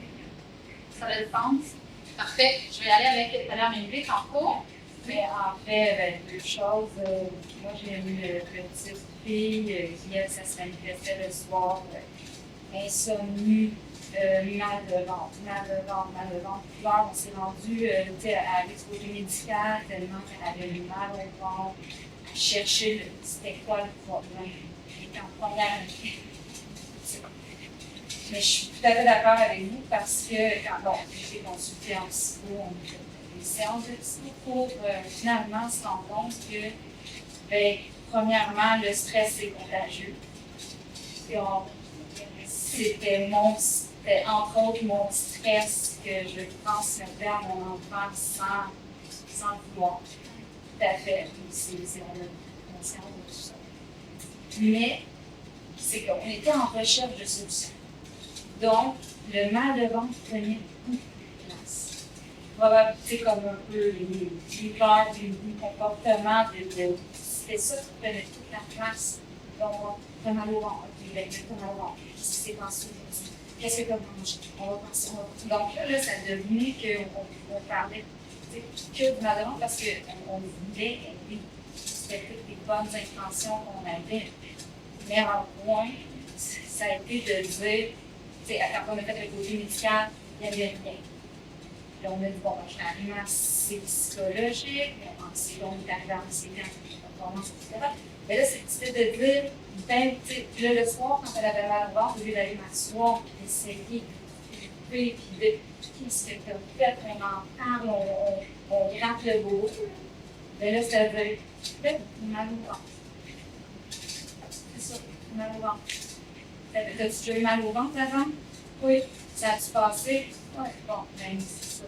Ça va passer ça aussi. Puis ça a été ça que, à partir de là, on dirait qu'il y a eu comme un changement de cap parce que moi, ça m'énervait plus. Puis là, elle, ben, elle a réalisé que dans mon temps, ça va pas être plaisant. C'est déplaisant, c'est clair. Quand t'en es pas mort, tu vas pas en mourir. Si t'as mal au ventre, moi aussi, ça va mal. Et c'était ça, le pratique. Oui, d'accepter, de le dédramatiser. Vraiment. Exact. Mais tu sais, dans un jardin, on a tous des fleurs, on a tous des mauvaises herbes. Mais si on est toujours en train d'arroser les mauvaises herbes, qu'est-ce qui pousse en premier? Les mauvaises herbes. Hein? Donc, plus qu'on met l'accent sur ces choses-là, plus que c'est ça qu'on va voir. Mais on a aussi besoin de faire en sorte que l'enfant voit ses forces, voit au-delà de ça. Tu sais, peut-être que, par exemple, moi, mettons, OK, je peux avoir une anxiété de performance, c'est ce que je gère. Mais ça ne me définit pas en tant que personne. Il y a plein d'autres sphères, il y a plein d'autres traits de caractéristiques que j'ai, il y a plein d'autres forces, il y a plein d'autres difficultés que je peux avoir. C'est juste une partie. Mais c'est pas la partie qui prend toute la place. Quand on lui donne trop de place, mais effectivement, on peut être en train de rechercher. En plus, des fois, les enfants, mais OK, hey, je vais avoir de l'attention, ils veulent pouvoir aller là-dedans, ils vont voir, ça va les. Comment je pourrais dire, ça va faire en sorte que ça va amplifier la situation. Tandis que si, comme tu dis, on dit, ben oui, c'est correct, tu as mal au ventre, OK, ça va passer, ou on dit, OK, y a-t-il quelque chose que je peux faire? T'sais, tout bonnement, si nous, en tant que parents, on n'est pas stressés, comme tu dis, l'enfant, il va être comme, ah, OK, dans le fond, c'est pas la fin du monde que j'ai un mal au ventre. Bon, c'est correct, ça va passer. Parce que lui, il va peut-être plus autant le percevoir comme une menace. Si nous, on ne le perçoit pas comme une menace. Effectivement, c'est vraiment. Mais c'est ça, c'est parce qu'à un point, elle avait peur d'aller se coucher parce qu'elle avait peur d'avoir mal au ventre. Donc là, on était rendu, ça ne lisait plus. Fait que ça peut être ça pour l'enfant. Il a peur de commencer son travail parce qu'il a peur des choses, il a peur du fond. Donc, on est tout le temps dans ce cercle-là qu'il faut juste essayer de nous, en tant que parents, je pense, pas trop transmettre. Oui. J'avais 2 ans, on va dire une ancienne stresseuse de performance. Puis j'ai appris à trouver mon mode d'émotionnement. Mais j'ai fait les enfants qui sont comme ça. Puis moi aussi, j'ai eu beaucoup de culpabilité. Puis si ça peut vous rassurer, j'ai jamais eu d'exigence par rapport au rangement de chambre, justement, jamais d'exigence par rapport aux performances scolaires. Justement, dans l'idée, je ne voulais pas utiliser de stress de performance. Et ils en ont parlé. Puis, je pense, là, on s'entend plus jeune adulte puis adolescent, puis nous, on est rendu dans la phase difficile de dépression. Et je pense que, par contre, le fait que nous ayons vu, les parents, nous, même si on était très par rapport à eux, nous-mêmes, être stressés par rapport à nous-mêmes, nous mettre la barre très haute comme l'immigration, nous, là-dedans, mettre la barre très haute, puis exiger de nous-mêmes un certain niveau, puis voilà, vouloir être des super-humains, et hop, là, ben, je pense qu'il y a des fois, je me dis que c'est cet exemple-là qu'on a donné. C'est comme si on avait modélisé quelque chose. Donc, ça peut servir à d'autres, on regrette un peu ça. Puis, vous parlez de cercle vicieux, moi j'ai une de mes filles qui est dans le cercle vicieux de la procrastination. C'est-à-dire que elle ne peut. Elle avait de très bons résultats scolaires. Elle est dans une école qui a tendance à être beaucoup dans justement la performance, donc avec des enfants qui eux-mêmes, c'est comme ça, on s'entretient tous un peu là-dedans. Puis là, on était rendu que la procrastination, là maintenant, c'est qu'elle n'arrive plus à le faire. Donc elle peut passer une nuit entière sur son travail et ne pas arriver à le faire. Donc évidemment, le lendemain à l'école. Parce que parfois, on va dire, la compréhension des enseignants par rapport à ce genre de stress est un peu moins présente que secondaire, j'ai l'impression. Donc, arrivé là, ben, le lendemain, évidemment, ça va. Dans le meilleur des cas, elle s'en va sur sa table, mais le travail n'a pas été fait, donc là, on relance la boucle. Ouais, c'est vicieux, mais on ne sait pas comment sortir de ça. On ne sait pas qu'est-ce qu'il faut faire, on ne peut pas brusquer. Mais au niveau de la procrastination, il peut y avoir justement, c'est sûr que ça tombe dans un cercle vicieux de j'ai peur d'échouer, j'ai peur, donc je ne vais même pas commencer, si on veut dire. Mais elle va attendre jusqu'à la dernière minute. Est-ce que c'est un pattern, si on veut dire, qu'elle a commencé récemment? Est-ce que des fois, c'est de lui répéter, de dire ah, ben c'est quand que tu as fait parce que ça vient avec une conséquence, si on veut dire, là, au niveau. L'important, c'est que ça va pas, faut pas que ça prenne son estime, parce qu'il faut quand même qu'elle dise, ben, j'ai de la valeur, même si, ok, j'ai pas réussi telle chose, mais de lui faire comprendre, excuse-moi, la conséquence que ça a d'attendre à la dernière minute, de regarder avec elle, est-ce que c'est possible, de le faire, justement, comment je pourrais dire ça? De voir avec elle, c'est quoi les possibilités. Est-ce qu'elle le fait tout de suite? Est-ce qu'elle peut être accompagnée? Est-ce que de regarder, comme on dit, les possibilités. Elle ne l'a pas passé par toutes les étapes de dernière minute, de machin, puis là. Elle est comme dans l'abandon, dans le fond de. Elle va rester quand même dessus pendant toute la nuit, tout ça, mais Ouais. ça va pas être capable. Ça doit être difficile. Comment elle se sent par la suite par rapport à ça? Très mal. Ouais. Là, on est réfléchi. C'est possible d'avoir, mais c'est sûr que c'est difficile de sortir de ce cercle. Ouais. Puis quand finalement, au bout du cercle, ce qu'on entend à l'école, c'est ben, si ça continue, on va continuer là. Ouais. Ça met encore plus de pression. Voilà. C'est là, ça c'est certain. Sortir du cercle vicieux de la procrastination, c'est pas nécessairement facile parce que ça demande vraiment à la personne de maîtriser, si on veut dire, cette peur-là qui nous habite. Donc, de prendre conscience de la peur, de dire, bien justement, ça peut être avec des fois des petits exercices qu'on peut faire là, au niveau de faire comprendre, mettons, le temps, de dire, OK, bien, regarde, est-ce que tu as une plage horaire? C'est quand tu planifies le faire? Est-ce que c'est de mettre une structure? Tu sais, chaque personne, ça peut être différent, là, mais c'est pas toujours évident, je l'entends, de percer ce cycle-là de procrastination parce que mais la personne n'est pas devant nous nécessairement pour nous dire aussi comment elle perçoit les choses. Donc, il n'y a pas nécessairement de solution miracle, mais est-ce qu'il y en a qui ont déjà vécu ça, de savoir justement des cycles de procrastination? Ben, moi, j'en ai fait un bel exemple. Récemment, j'avais un document, une plainte à faire pour un aspect légal, et j'ai attendu à la dernière minute. C'est pour ça que dans ce que votre fille fait, moi, j'ai fait de l'auto-analyse, etc. Puis je veux dire, peut-être que tu en as entendu parler, mais c'est un peu se mettre en situation d'échec. C'est-à-dire que vu que tu t'accotes au pied du mur, puis te dire, il me reste juste ça pour réussir à faire qu'est-ce que j'ai besoin, au lieu de, en effet, j'ai tout ce temps-là, ben, puis que tu peux le faire à ton rythme, puis que si tu échoues en cours de route, si tu ne trouves pas à ton bout, ben, par exemple, moi, je l'ai fait au dernier moment, mais on a eu une discussion tantôt de quelqu'un qui parlait de l'école, qui faisait ça. Moi, je l'ai fait en masse à l'école, mais en général, j'essaie de le faire au fur et à mesure, justement, parce que je me rendais compte que je me plaçais en situation de stress inutile, puis comment je peux dire, de possible échec. Est-ce que c'est de l'auto-sabotage de la part de l'enfant? Est-ce que c'est de l'auto-sabotage inconscient? Tu sais, ça rentre probablement dans toutes les choses. Je suis pas certain, je suis pas un expert dans la chose. Je veux dire, c'est ça. Justement, c'est de voir aussi les retombées comme qu'est-ce qu'elle souhaite à l'intérieur, parce que sûrement est-ce qu'elle veut encore être à cette école-là? Est-ce qu'au final, y a-t-il une motivation intérieure qui fait en sorte qu'elle se met en situation d'échec justement parce qu'elle ne veut plus être là? Y a-t-il, je vais dire, une raison plus profonde qui la pousse à agir dans cette dynamique-là, si on veut dire ce pattern-là? Parce que si c'est parce qu'elle ne veut plus aller à l'école, mettons, il y a plein de différentes raisons qui pourraient arriver, comme il a dit, ça peut être l'auto-sabotage, ça peut être justement la crainte de réussir. Pour certaines personnes, la peur de réussir, parce qu'une fois qu'on réussit, ça nous met une pression que maintenant, il faut continuer à avoir la même performance. Okay? Donc, autant qu'on peut avoir la peur de l'échec, ça peut être la peur de réussir. Donc, c'est de voir, OK, c'est quoi la peur?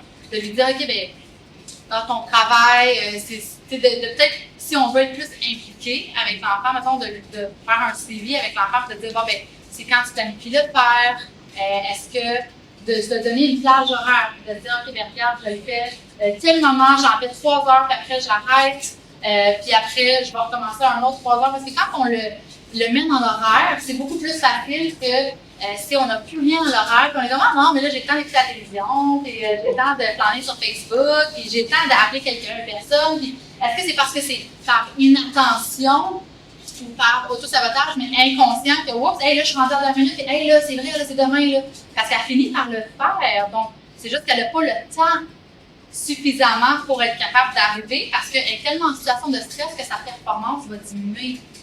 Le stress, là, quand il y a une partie du stress qui est bon, OK? Ça nous met alerte. OK? Quand on parlait de désir de performance, des fois, c'est quelque chose qu'on peut aimer parce que, oui, ça peut être bon pour notre estime, on a envie d'avoir des objectifs, on a envie de réaliser certaines choses, puis c'est une facteur de stress que ça peut être possible quand c'est bien géré. Le problème, c'est quand le stress, c'est une situation qui est trop intense, qu'on n'arrive pas à gérer, puis qu'on en perd le contrôle, que oups, là, ça tombe comme un mauvais stress parce que là, à l'intérieur de soi, ça met trop de pression par rapport à ça. Ou quand c'est un stress qui est prolongé et que c'est tout le temps cette pression-là, bon, ben là, ça devient difficile. Mais à court terme, ça peut être quelque chose qui est bénéfique. Donc, je sais qu'il y en a ici qui ont sûrement fait ça des fois à la dernière minute, puis que c'était suffisant parce que ça met un stress, ils deviennent alertes. Leur cerveau, il est comme plus aux aguets, comme on veut le dire, parce que l'adrénaline est là, puis let's go. Mais si on voit que c'est pas suffisant, on peut le répéter et de dire ah, ben regarde, ça c'est arrivé. Est-ce que c'est quelque chose que tu veux que ça se reproduise? Parce que ça se fait qu'elle dise oui. Comment, mais si elle dit oui, on ne peut pas aider quelqu'un qui ne veut pas s'aider. Tu comprends dans le sens que, oui, on peut essayer de mettre des stratégies, tout ce qu'on peut pour les enfants ou pour les autres, mais si au final, eux-mêmes ne souhaitent pas changer certaines choses, bien, même si on leur suggère des choses, ça va passer d'une oreille et ça va sortir de l'autre. Okay? On ne peut pas vouloir plus que l'autre personne elle-même. Par contre, on peut accompagner. Donc, si jamais elle dit, ben non, justement, c'est pas ça que je veux. Ben, parfait. Qu'est-ce que tu pourrais faire de différent selon toi? Donc, d'aller voir c'est quoi, comment qu'elle perçoit ça. Elle a peut-être elle-même des stratégies que tu vas pouvoir dire, OK, ben oui, on pourrait aller dans cette direction-là. Ou toi, tu vas pouvoir lui en suggérer de dire, ben, regarde, telle soirée, tu pourrais avoir tel moment spécifié pour ça, etc. Ou elle-même de dire, c'est quel moment dans ta semaine que tu pourrais prévoir pour faire tel travaux? Est-ce que ça en fait beaucoup pour toi? D'avoir un dialogue, j'imagine que tu en as déjà eu avec elle, sûrement. J'essaye, oui. mais ça aide beaucoup quand même parce que ce qui est compliqué, je trouve, avec l'adolescence, c'est qu'on n'a pas accès à tout. Je les par exemple, une vente ou des cancers. Oui, c'est ça, moi, je pense qu'il y a le travail qu'elle peut faire, puis l'accompagnement. Mais il y a nous, moi, c'est ça qui me déstabilisait un peu, c'est que moi, en tant que parent, qu'est-ce que je peux faire quand je la vois qui dort comme ça? Mais je pense que là aussi, c'est pas vous dire que lâcher prise. Oui, le lâcher prise. C'est difficile, hein, des fois, lâcher prise, ça se retourne. Lâcher prise, des fois, c'est difficile, mais lâcher prise, là, c'est pas laisser tomber. OK? C'est pas comme, OK, j'abandonne. Non. C'est faire confiance. OK? Faire confiance et attendre, faire confiance, parce que le temps qu'on n'a pas la solution, même si on la cherchait partout, quand ça va se manifester parce que ça va être le moment pour le faire. Je ne sais pas si vous avez déjà entendu l'analogie du bateau qui coule. C'est comme une chaloupe dans le fond, qui est dans un bateau, puis là, la personne a dit « Hey, mon bateau, là, il est sur le point de couler, là, il y a un trou dans le bateau. » Fait que là, il y en a un qui dit, le capitaine, il dit « Ben là, il faut que je trouve, il est où le trou de mon bateau? » Non, mais là, il faut que je trouve, il est où le trou de mon bateau? Fait que là, il va chercher. Pendant ce temps-là, son bateau, il est en train de couler. Là, l'autre personne, le co-capitaine, il dit « Attends, mais là, moi, je vais prendre une chaloupe, là. Moi, je vais prendre une chaloupe, puis je vais me sauver. » Puis, là, non, mais je veux vraiment savoir c'est où qui coule. Mais il a tellement été focusé sur trouver c'est où que ça coulait, que finalement, il a coulé avec. Tandis que l'autre, ben, quand il est sur la barque, il est capable de prendre du recul par rapport à la situation, il était capable de faire comme « Ah, ça coule de là. » Tu comprends? Des fois, quand on prend du recul, on est plus capable d'avoir une vision périphérique de la situation ou une vision objective. Je vais dire ça comme ça, que quand on est en plein dedans. Puis c'est vrai que, comme tu dis, des fois, on a encore moins le contrôle en tant que parent parce qu'on ne connaît pas les devoirs, parce qu'on ne sait pas c'est quoi les choses. Mais à ce moment-là, c'est de demander à ton enfant, est-ce que tu as envie que je t'accompagne là-dedans? Oui, mais est-ce que tu voudrais? Moi, ça va m'aider. Si tu me laisses savoir c'est quoi tes devoirs, bien, je vais pouvoir mieux t'accompagner là-dedans. Comme ça, on va pouvoir faire ça ensemble. As-tu envie de créer des liens, hein, d'avoir quelqu'un qui comprend notre situation, qui comprend nos difficultés, qui a envie de nous aider? Et ça va être utile, ça va encore plus favoriser le lien parent-enfant. Est-ce que ça a du sens?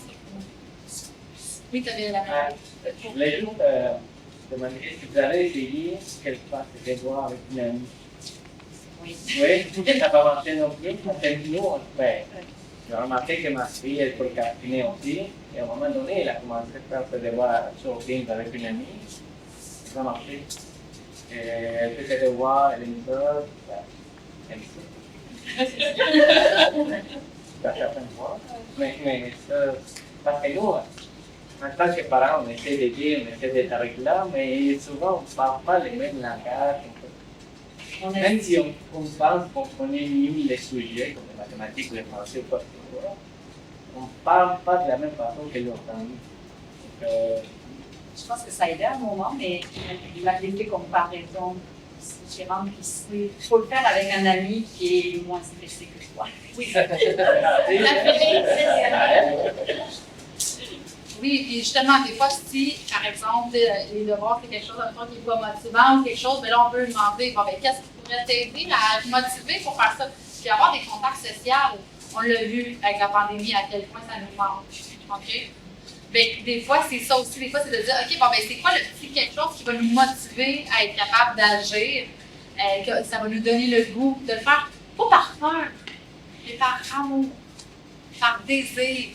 Hein? Quand on arrive à trouver cette motivation-là, c'est ça la différence entre le désir de performer, c'est quand c'est fait par amour, parce qu'on a envie, pas parce qu'on est stressé, que si on n'y arrive pas, là, ça ne marchera pas. Il y a vraiment une différence entre faire les choses, performer par amour que par peur.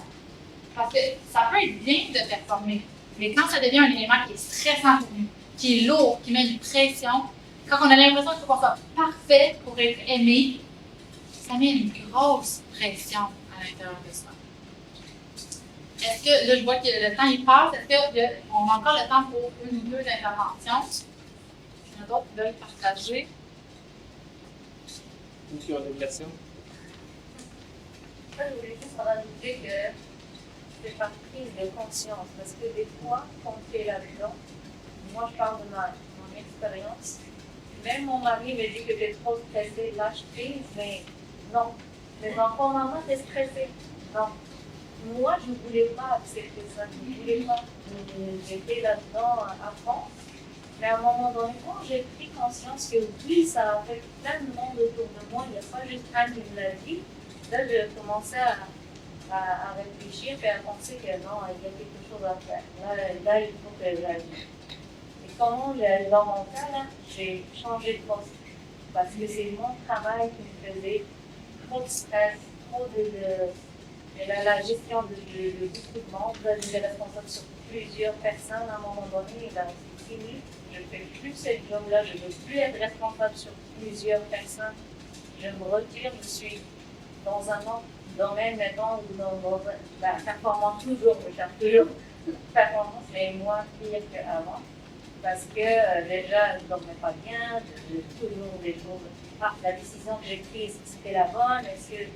Et ça, c'est un engrenage dont on n'arrive pas. Il faut à un moment donné prendre conscience et dire non, j'arrête, stop, je fais autre chose. Parce que sinon, ça finit bien. Exact. En tant qu'adulte, on a souvent le choix de pouvoir changer notre environnement, de changer de travail à temps partiel, de se donner des différentes conditions de travail. Les étudiants, ils ont comme moins le choix, ils ont moins de possibilités, c'est l'encadrement de cette façon-là. Alors, c'est important pour nous de se dire, bien, est-ce que c'est pour nous qu'on ne veut pas que notre enfant échoue, mettons? Est-ce que c'est, puis on dit échouer, mais dans le fond, c'est au niveau d'une classe, parce que c'est ça le terme qu'ils vont utiliser à l'école, mais ça peut être, on va reprendre ce cours-là, ou peu importe. Il y en a pour qui, bien, ça fait tellement d'anxiété qu'ils vont dire, bien, je vais prendre une année sabbatique, ou ils vont abandonner en attendant. Ils vont retourner aux études plus tard, aux adultes, où ils vont recommencer. Est-ce que notre idée du parcours qu'il faut absolument que nos enfants y aillent, est-ce que c'est une ligne droite? Es-tu obligé de se faire exactement comme que nous, on voudrait que ça se fasse? Ou comme le système voudrait que ça se fasse? Ça aussi, c'est à se poser comme question en tant que parents. On est capable de donner ce choix-là à nos enfants? Est-ce qu'on est capable de faire confiance, de dire, bien, regarde, oui, il va y avoir des conséquences, ces conséquences-là. Est-ce que c'est nous qui vont les vivre ou c'est l'enfant? Habituellement, les choix, c'est chaque personne. Ça, oui, ça peut avoir un impact sur les autres, bien sûr. Mais est-ce qu'on est capable d'entrevoir un parcours atypique? Est-ce que c'est possible, ça? Il y en a d'autres, ça va être l'école à distance, ça va être l'école internationale, le service public, il y a des choix aussi quand même que des fois on peut voir. Même si on a l'impression que c'est plus serré et qu'il y a moins de possibilités, il en existe pareil quand on ouvre nos perceptions, quand on est moins rigide en tant que parent aussi par rapport au chemin et le parcours qu'on pense que l'autre personne devrait faire. Ça aussi, en tant que société, on pourrait se remettre en question par rapport à ça. Parce que finalement, une année dans une carrière, dans une vie, c'est rien. Une année pour prendre du recul et se retrouver. Mais c'est difficile à faire comprendre ça à nos enfants et à nous aussi, parce qu'on veut tellement que ce soit parfait. C'est pour ça, mais comme tu l'as dit, c'est de prendre conscience sur l'impact négatif que ça a sur nous, sur notre entourage. Parce que ça nous fait souffrir, on a envie de changer. Quand ça fonctionne, la performance, il n'y a pas personne qui le change. Là. Au contraire, parce que c'est valorisé malheureusement encore vraiment là, dans la société. Mais quand ça apporte vraiment des conséquences négatives, c'est là qu'on s'ouvre à d'autres possibilités, à des changements de carrière, à des changements de poste ou environnement ou quoi que ce soit. Mais des fois, c'est de voir avec les enfants, est-ce qu'il y a cette possibilité-là aussi? C'est sûr qu'on va peut-être pas nous dire, OK, oui, je t'encourage à l'abandonner. Non, mais on peut voir, est-ce que lui, il l'envisage dans sa tête? Est-ce que c'est une option? C'est quoi ces options? C'est quoi ces possibilités? Parce qu'à partir du moment qu'on dit, bien, regarde, c'est ton choix. Et là, on est en train de dire, moi, là, non, je sais pas, ce que tu fais, là, ça n'a pas d'impact sur moi, c'est ta vie, là. C'est ta vie. Toi, qu'est-ce que tu veux en faire? Qu'est-ce que tu veux? On n'est plus, la pression, elle ne vient plus de l'extérieur. Ça va venir de lui, de cet enfant-là, de dire, ben, qu'est-ce que moi je veux? À partir du moment que c'est pas quelqu'un d'autre qui me pousse pour aller à l'école après matin, qu'est-ce que. Attention, s'il vous plaît. La bibliothèque fermera dans 30 minutes. OK, c'est bon. Mais ça, je pense que c'est le cours de la conférence.